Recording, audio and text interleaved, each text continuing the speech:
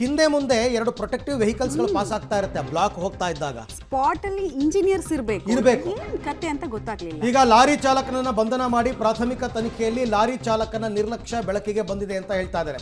BMRCL ಮತ್ತು ಗುತ್ತಿಗೆ ಕಂಪನಿಗೆ ನೋಟಿಸ್ ಕೊಡೋದಕ್ಕೆ ಸಿದ್ಧತೆ ಕೂಡ ನಡೆದಿದೆಯಂತೆ. ಇದ್ಯಾವುದು ಪ್ರಯೋಜನಕ್ಕೆ ಬರಲ್ಲ, ನಾ ಹೇಳ್ತೀನಿ ಕೇಳಿ. ಮೆಟ್ರೋ ವಯಾಡಕ್ಟ್ ಬಿದ್ದು ಆಟೋ ಚಾಲಕ ಸಾವನ್ನಪ್ಪಿರುವಂಥದ್ದು ಪ್ರಾಥಮಿಕ ತನಿಖೆಯಲ್ಲಿ ಚಾಲಕನ ನಿರ್ಲಕ್ಷ್ಯ ಈಗ ಬೆಳಕಿಗೆ ಬಂದಿದೆ. ಚಾಲಕನ ನಿರ್ಲಕ್ಷ್ಯ ಅಂದ ತಕ್ಷಣ ಬರೀ ಚಾಲಕನ ಮೇಲೆ ಹೊಣೆ ಹೊರಿಸಬೇಡಿ ನೀವು ದಯವಿಟ್ಟು. ಅವ್ರ ಕುತ್ತಿಗೆ ಕಟ್ಟಿ ಇವರೆಲ್ಲ ಪಾರಾಗ್ತಾರೆ. ಇವ್ರು ಪಾರಾಗ್ಬಿಡೋದು ಹೆಂಗೆ? BMRCL ಅವರು ರೆಸ್ಪಾನ್ಸಿಬಲ್ ಇದಕ್ಕೆ. ನೀವು ಈ ಥರ ಬ್ಲಾಕ್ಸ್ಗಳನ್ನ ಸಿಮೆಂಟ್ ಬ್ಲಾಕ್ಸ್ ತೊಗೊಂಡೋಗ್ಬೇಕಾದ್ರೆ ಅದಕ್ಕೆ ಆದಂತಹ ಕೆಲವು ಮಾನದಂಡಗಳಿದೆ, ಹೆಂಗೆ ತೊಗೊಂಡೋಗ್ಬೇಕು ಅಂತ. ಅದನ್ನು ಫಾಲೋ ಮಾಡಿಲ್ಲ ನೀವು. ನೋಡಿ, ಇಷ್ಟು ದೊಡ್ಡ ದೊಡ್ಡ ಬೀಮ್ಗಳು ಬಿದ್ದರೆ ಆಟೋ ಮೇಲೆ ಅಪ್ಪಚ್ಚೆ ಆಗೋಗುತ್ತೆ ಅಷ್ಟೇ, ಇನ್ನೇನಾಗುತ್ತೆ? ಈ ಬಗ್ಗೆ ಮತ್ತಷ್ಟು ಮಾಹಿತಿ ನನ್ನ ಕೊಲೀಗ್ ಉಮೇಶ್ ಅವರಿಂದ ಪಡ್ಕೊಳ್ಳೋಣ. ಉಮೇಶ್, ಲಾರಿ ಚಾಲಕ ಮತ್ತು BMRCL ಇಬ್ಬರ ನಿರ್ಲಕ್ಷ್ಯವೂ ಇಲ್ಲಿ ಎದ್ದು ಕಾಣ್ತಾ ಇದೆ. ಬಟ್ ನಿರ್ಲಕ್ಷ್ಯ ಹೇಗೆ ಅನ್ನೋದನ್ನ ನಮ್ಮ ವೀಕ್ಷಕರಿಗೆ ವಿವರಿಸಬಹುದಾ ಅಂತ?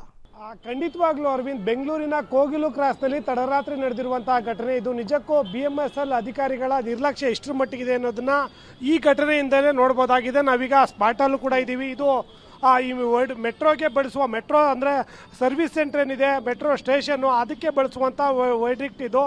ಸುಮಾರು 80ರಿಂದ 100 ಅಡಿಯಷ್ಟು ಉದ್ದಕ್ಕಿದೆ. ಇದು ನಿನ್ನೆ ಸುಮಾರು 12:30 ಸುಮಾರಿಗೆ ಈ ಕಡೆ ಯಲಹಂಕದಿಂದ ಕೋಗಿಲು ಕ್ರಾಸ್ ಮುಖಾಂತರ ಬಲ ತಿರುವು ತಗೊಂಡು ಅಲ್ಲಿ ಮೆಟ್ರೋ ಸ್ಟೇಷನ್ ಏನಿದೆ ಅಲ್ಲಿಗೆ ತಗೊಂಡು ಹೋಗ್ಬೇಕಾಗಿರುತ್ತೆ. ಆ ಸಂದರ್ಭದಲ್ಲಿ 12:30 ಸುಮಾರಿಗೆ ಆತ ಏನು ಲಾರಿಯಲ್ಲಿ ತೊಗೊಂಬಂದಂಥ ವೇಳೆಯಲ್ಲಿ ಇಲ್ಲಿ ಟರ್ನ್ ತಗೊಂಡು ಬಲಗಡೆ ಟರ್ನ್ ತೊಗೋಬೇಕಾಗುತ್ತೆ. ಟರ್ನ್ ತಗೊಳಕ್ಕೆ ಹೋದಂಥ ವೇಳೆಯಲ್ಲಿ ಇದೇ ಜಾಗದಲ್ಲಿ ಆ ಆಟೋ ಚಾಲಕ ಕಾಸಿಮ್ ಏನಿರ್ತಾನೆ ಆತ ಬಾಡಿಗೆಗೆ ಅಂತ 12:30 ರಾತ್ರಿಯಲ್ಲಿ ಈ ಜಾಗದಲ್ಲಿ ಕಾಯ್ತಾ ಇದ್ದಂಥ ವೇಳೆಯಲ್ಲಿ ಆ ಲಾರಿ ಏನು ಟರ್ನ್ ಆಗುತ್ತೆ ಬಲಗಡೆಗೆ, ಆ ಕಡೆಗೆ ಟರ್ನ್ ಆದಾಗ ಅದರ ತುದಿ ಸಂಪೂರ್ಣವಾಗಿ ಕಟ್ಟಾಗಿರುವಂಥದ್ದು. ಆ ಸಂದರ್ಭದಲ್ಲಿ ಲಾರಿಯ ಇದಕ್ಕೆ ಕಟ್ಟಿದ್ದಂಥ ವೈರ್ಗಳೇನಿರ್ತವೆ, ವೈರ್ ಕಟ್ಟಾಗಿದೆ.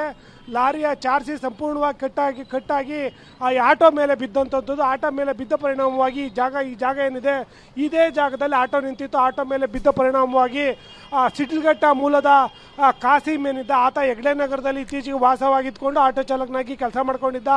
ಈ ಜಾಗದಲ್ಲಿ ಯಾವಾಗ ಆಟೋ ಮೇಲೆ ಅದು ಚಾರ್ಸಿ ಬಿದ್ದ ತಕ್ಷಣವೇ ಸ್ಥಳದಲ್ಲೇ ಕಾಸಿಮ್ ಸಾವನ್ನಪ್ಪಿರುವಂಥದ್ದು.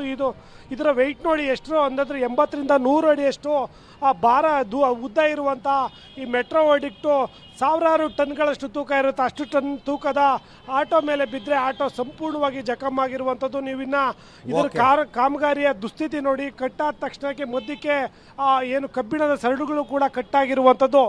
ಈಗಾಗಲೇ ಯಲಹಂಕ ಸಂಚಾರಿ ಪೊಲೀಸರು ಲಾರಿ ಚಾಲಕರನ್ನ ವಶಕ್ಕೆ ಪಡೆದು ವಿಚಾರಣೆ ಮಾಡಿದ್ರು. ವಿಚಾರಣೆ ವೇಳೆಯಲ್ಲಿ ಅದರ ಸಿಬ್ಬಂದಿ ಇರಬೇಕಿತ್ತು, ಸಂಬಂಧಪಟ್ಟ ಇಂಜಿನಿಯರ್ಗಳಿರಬೇಕಿತ್ತು. ಅವ್ರು ಯಾರು ಇಲ್ಲದೇನೆ ಬರೀ ಲಾರಿ ಚಾಲಕರನ್ನ ಇದನ್ನು ಸಾಗಾಣಿಕೆಗೆ ಆತನನ್ನು ಬಳಸ್ಕೊಂಡಿರುವಂಥದ್ದು ನಿರ್ಲಕ್ಷ್ಯಕ್ಕೆ ಕಾರಣ ಆಗಿದೆ ಅನ್ನೋದು ಪೊಲೀಸರ ತನಿಖೆಯಲ್ಲಿ ಗೊತ್ತಾಗಿದೆ. ಆ ನಿಟ್ಟಿನಲ್ಲಿ ಅಧಿಕಾರಿಗಳು ಕೂಡ BMSL ಮತ್ತೆ ಆ ಕಾಂಟ್ರಾಕ್ಟರ್ ಯಾರು ತಗೊಂಡಿರ್ತಾರೆ ಅವರಿಗೆ ನೋಟಿಸ್ ಕೊಡೋದಕ್ಕೆ ಸಿದ್ಧತೆ ನಡೆಸಿದ್ದಾರೆ. ಸಂಪರ್ಕದಲ್ಲಿರಿ, ನಿಮ್ಮ ಜೊತೆ ನಾನು ಮತ್ತೆ ಮಾತನಾಡ್ತೀನಿ.